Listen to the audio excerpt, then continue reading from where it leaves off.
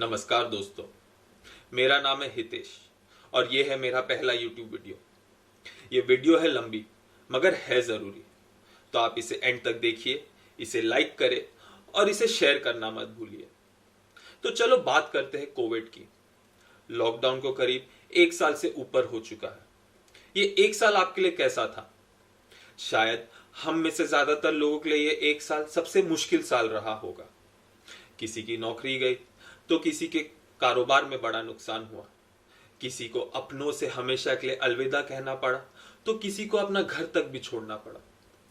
2021 से हमें एक नई शुरुआत की उम्मीद थी। आज 3 महीने बीत चुके हैं मगर केसेस भी 3 गुना तेजी से बढ़ रहे हैं। ये अफसोस की बात नहीं है कि केसेस इतने बढ़ रहे हैं। अफसोस की बात तो ये होनी चाहिए कि हम अभी तक इस वायरस को समझ नहीं पाए। पिछले 1 साल में करीबन 1,65,000 जाने जा चुकी है कोविड से। हर एक जान कीमती है और होनी भी चाहिए। मगर क्या आपको ये पता है कि हमारे देश में हर साल करीबन 8 से 10 लाख बच्चों की जान जाती है जिनकी उम्र 5 साल से भी कम है, जिसमें से 68% बच्चे मरते हैं मैल न्यूट्रिशन से। करीबन 2.5 लाख जाने जाती है ट्यूबरकुलोसिस से और करीबन 1.5 से 2 लाख लोग मरते हैं रोड एक्सीडेंट से। क्या वो जाने कीमती नहीं है? वर्ल्ड बैंक की एक रिपोर्ट के अनुसार अगर कोई रोड एक्सीडेंट से मरता है तो उससे हमारे इकोनॉमी को करीबन 90 लाख रुपए का नुकसान होता है। इसका मतलब ये हुआ कि हम हर साल करीबन 1.25 लाख से 1.5 लाख करोड़ का नुकसान कर रहे हैं। अगर कोविड के नजरिए से हम इस प्रॉब्लम को देखें तो शायद हमें सिर्फ एक ही सोल्यूशन नजर आए, वो कि ये है कि हमें हमारे रास्तों की speed limit 10 kilometre per hour पे कर देनी चाहिए। मगर बात बताइए, क्या आप जी पाएंगे 10 किलोमीटर पर आवर पे? क्या आप अपनी गाड़ी चला पाएंगे 10 किलोमीटर पर आवर पे? क्या हम एक $5 ट्रिलियन इकोनॉमी बन पाएंगे 10 किलोमीटर पर आवर पे? नहीं ना। इसीलिए तो हम हमेशा हेलमेट पहनने की या फिर सीट बेल्ट बांधने की या फिर हमारे रास्ते बेटर करने की बातें करते हैं। लेकिन जब कोविड की बात आती है तो हमेशा हमें लॉकडाउन या फिर नाइट कर्फ्यू ही इकलौता सोल्यूशन क्यों नजर आ रहा है?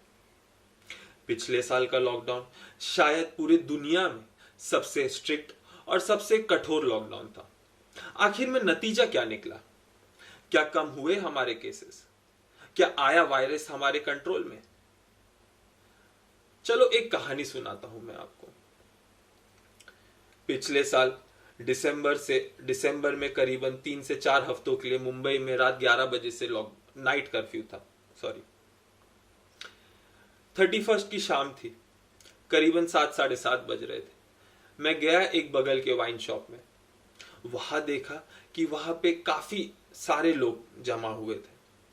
कम से कम 60-70 तो होंगे ही, जिनमें से ज्यादातर लोगों ने मास्क भी नहीं पहना था और सोशल डिस्टेंसिंग तो छोड़ दीजिए, लोगों ने लाइन तक नहीं बनाई थी।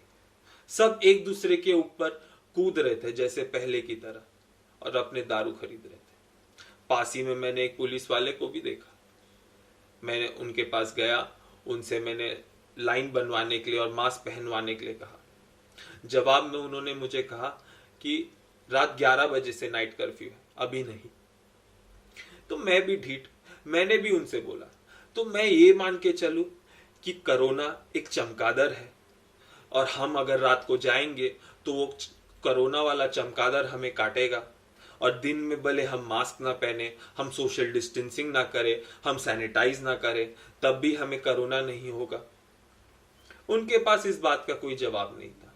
तो उन्होंने कहा कि देखिए सर, मैं तो बस एक हवलदार हूं और मैं बस ऊपर के अपने ऑर्डर्स फॉलो कर रहा हूं। तो मैंने भी उन्हें समझाया कि मैं आपको किसी को फाइन या डंडे मारने के लिए नहीं कह रहा हूं, मैं तो बस आपको सिंपली लाइन बनवाने के लिए कह रहा हूं, लोगों से मास्क पहनवाने के लिए कह रहा हूं। फाइनली वो मेरी बात समझे और उन्होंने लोगों को मास्क पहनने के लिए कहा और लाइन बनाने के लिए कहा। ऐसे ही कुछ इंसिडेंट्स मैंने हमारे बसेस में देखे हैं, हमारे ट्रेन में देखे हैं।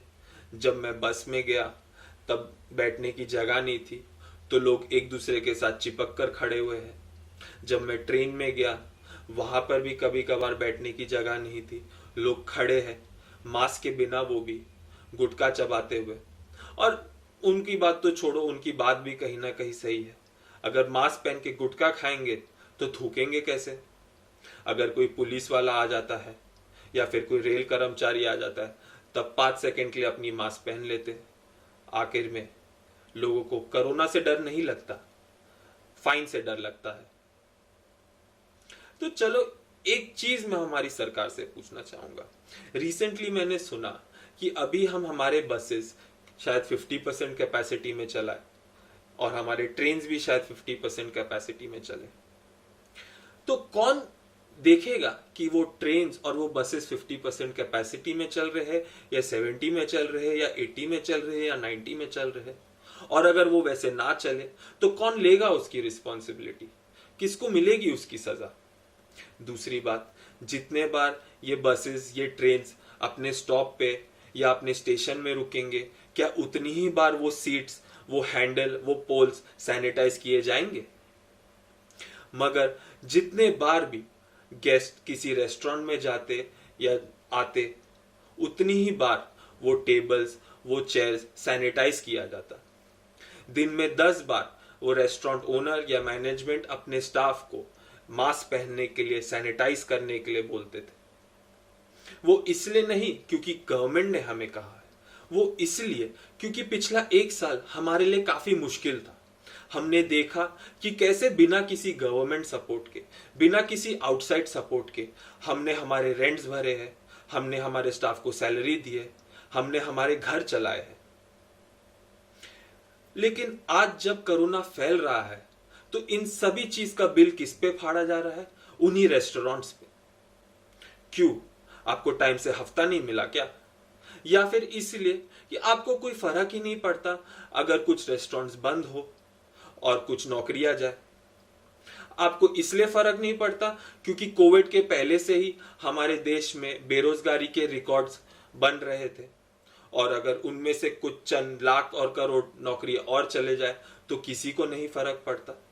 मगर फर्क पड़ना चाहिए, क्योंकि अगर ये नौकरियां जाती है तो इनके इनकम्स कम होंगे।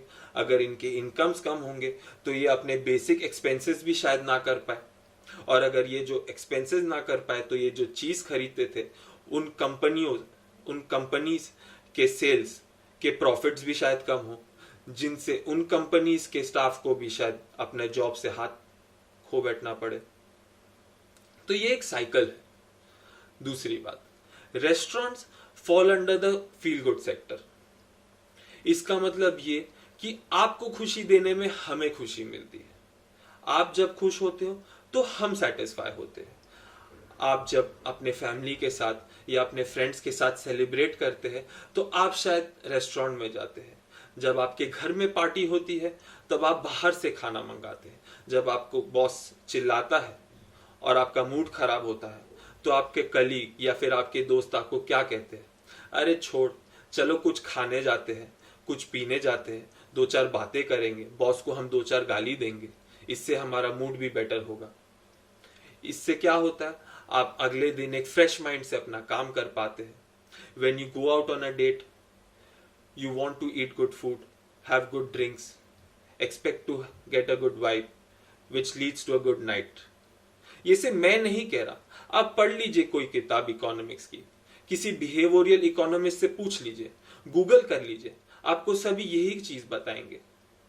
और एक चीज आप ध्यान से सोचिए कि कभी भी अगर रेस्टोरेंट्स में के कारण इतना फैल रहा होता तो क्या आपको ये नहीं लगता कि बहुत सारे रेस्टोरेंट्स में भी मास आउटब्रेक होता कोविड का, काफी सारे स्टाफ कोविड पॉजिटिव पाए जाते? मगर रेस्टोरेंट्स ने अपने तरफ से जितना भी हो सके, इनफैक्ट 95% की तो मैं गारंटी दे सकता हूं कि ज्यादातर रेस्टोरेंट ने जितना भी हो सके पूरे मेजर्स लिए हैं खुद को और अपने रेस्टोरेंट के कस्टमर्स को प्रोटेक्ट करने की। क्योंकि कोई भी रेस्टोरेंट नहीं चाहता कि वो कोविड पॉजिटिव हो या फिर उनके स्टाफ हो या फिर उनका कोई गेस्ट उनके कारण कोविड पॉजिटिव हो। और बात आती है फील गुड की।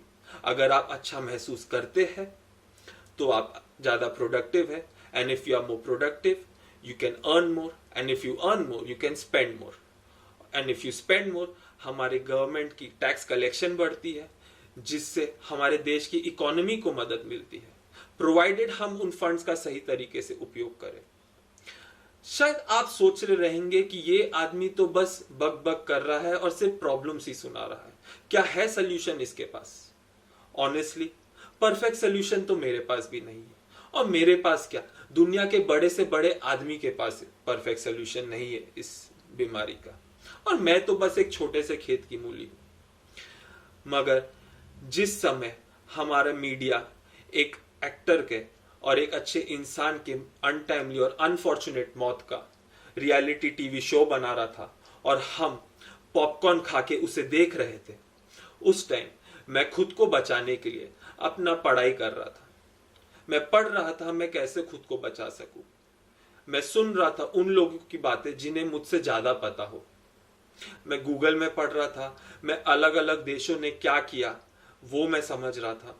तो उससे मुझे कुछ 3-4 बातें समझ में आई कि अल्टीमेट सोल्यूशन तो शायद सिर्फ मास वैक्सीनेशन हो, जैसे हमने रिसेंटली यूएस में देखा है, इजराइल में देखा है, यूके में देखा है कि जैसे वहां पे लोगों की वैक्सीनेशन बढ़ी है, धीरे धीरे केसेस भी कम हुए हैं।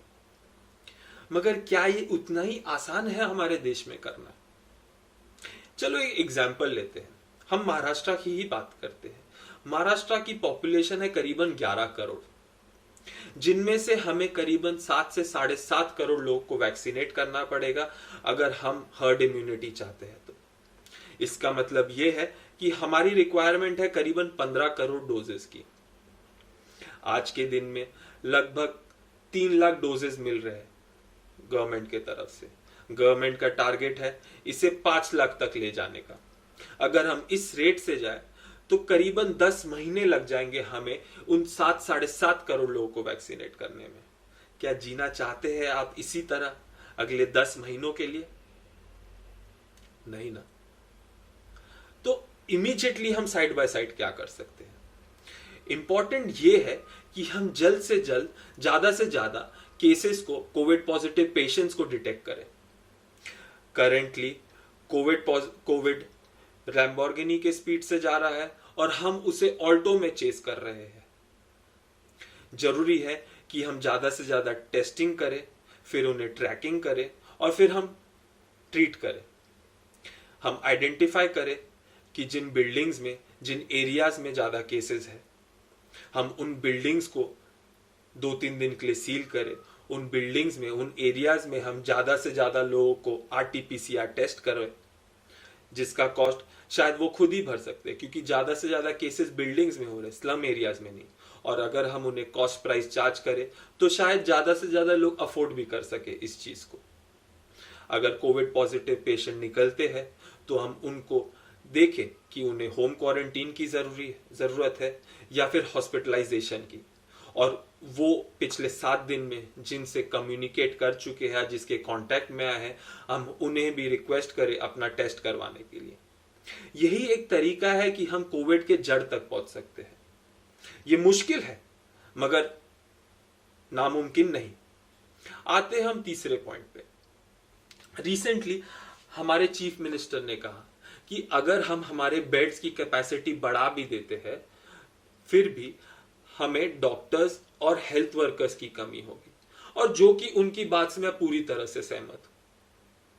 करेंटली हमारे स्टेट में करीबन 4.5 लाख केसेस एक्टिव हैं, और इतने केसेस को दुनिया की किसी भी मेडिकल इंफ्रास्ट्रक्चर को हैंडल करने में वाट लग जाएगी। तो हम क्या कर सकते हैं? जैसे कि हमने इटली में देखा कि जब केसेस वहां पे ज्यादा थे तो उनके नेबरिंग कंट्रीज ने अपने जगह, अपने तरह से डॉक्टर्स भेजे, हेल्थ वर्कर्स भेजे उनकी मदद करने के लिए। क्या हम दूसरे स्टेट्स को रिक्वेस्ट नहीं कर सकते कि अपने डॉक्टर्स और अपने हेल्थ वर्कर्स कुछ इधर भेजिए ताकि हमारी भी थोड़ी मदद हो जाए? क्या हम पॉलिटिकल गेन्स के लिए इंसानियत भूल चुके हैं? चलो छोड़ो, पॉलिटिक्स के बारे में तो कभी और हम बात करेंगे। आते हैं कि हम, आप और मैं कैसे बचा सकते हैं खुद को, क्योंकि at the end of the day हमारी जान हमारे हाथ में ही है। खुद की प्रोटेक्शन हमारी खुद की ही रिस्पॉन्सिबिलिटी है। कोई गवर्नमेंट हमें आकर नहीं बचा सकता, क्योंकि गवर्नमेंट ने भी हमें आत्मनिर्भर बनने के लिए कह दिया है। आपने तो सुना ही होगा 10 जगह कि हमें मास्क पहनना चाहिए। जब आप किसी को कॉल करते थे तो कॉलर ट्यून वाली आंटी भी आपको अलग अलग भाषाओं में मास्क पहनने के लिए कहा करती थी। आज मैं आपसे कहता हूं कि मास्क पहनना जरूरी नहीं है, बिल्कुल भी जरूरी नहीं है मास्क पहनना। मगर जरूरी क्या है, वो ये है कि आप सही से मास्क पहने। आप मास्क, अभी हम कुछ इस तरह से मास्क पहनते हैं, ये है हमारा मास्क पहनने का तरीका। मैं सबकी बात नहीं कर रहा, मगर ज्यादातर लोग तो कुछ इसी तरह मास्क पहनते हैं। हमारा मुंह तो ढक जाता है, लेकिन नाक हमारा एक्सपोज रह जाता है। क्या नाक से नहीं घुसता ये कोरोना? होता है ना। तो फिर हम इस नाक को इतना सा भी बचा नहीं सकते? मानता हूं कि हमें सांस लेने में मुश्किल होता है, लेकिन क्या करें, अभी कोरोना से बचना है तो इतना करना ही पड़ेगा। और ये सिर्फ ये मत सोचिए कि हम अगर अपना नाक ढकते हैं तो सिर्फ हम कोरोना से बच रहे हैं। हमारी जो सिटीज है, और इन सिटीज में जितना एयर पोल्यूशन है, हम उन पोल्यूटेड हवाओं से भी हम खुद को बचा पा रहे हैं। तो ये करना काफी जरूरी है। आप खुद के पास ऐसा एक सैनिटाइजर रखिए इस तरीके का, जब जरूरत पड़े खुद को सैनिटाइज करे, कुछ इसी तरह।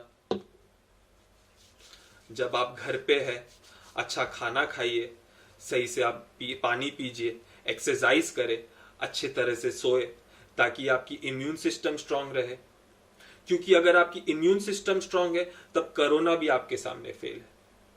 लेते हैं हम एग्जांपल जापान की। जापान में शायद दुनिया में सबसे ओल्डेस्ट पॉपुलेशन है। फिर भी आपने अगर नोटिस किया हो, जापान में ज्यादा ना लॉकडाउन था, और केसेस भी कम थे, और डेथ्स भी काफी कम रहे। वो इसलिए क्योंकि वहां का बच्चा बच्चा जानता है कि मास्क कैसे पहना जाता है, लाइन कैसे मेंटेन किया जाता है, खुद को सैनिटाइज कैसे रखा जाता है, खुद को हाइजीनिकली कैसे रखा जाता है। हमें भी कुछ उसी तरह चलना है।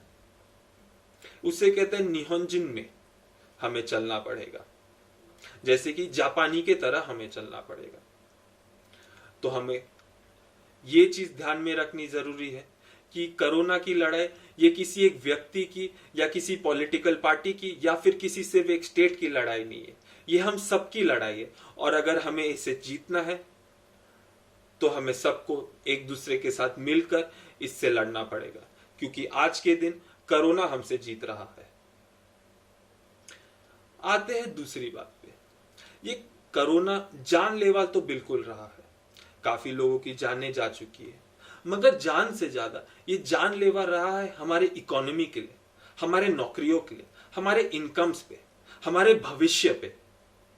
तो मैं हमारे गवर्नमेंट से रिक्वेस्ट करता हूं कि आप काइंडली ये लॉकडाउन के और नाइट कर्फ्यू के डिसीजन को रिव्यू कीजिए और बेटर मेजर्स को अपनाने के तरफ प्रोग्रेस कीजिए।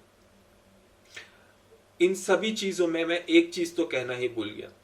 पिछले साल जब नए टीवी शोज नहीं आ रहे थे, नई पिक्चरें नहीं रिलीज हो पा रही थी, नेटफ्लिक्स पे हम सेम ही शो एक बार 4-4 बार देखकर बोर हो चुके थे, उस time Maharashtra you entertained India, हमने पूरे इंडिया को एंटरटेनमेंट दिया है, and for that I am thankful. जय हिंद।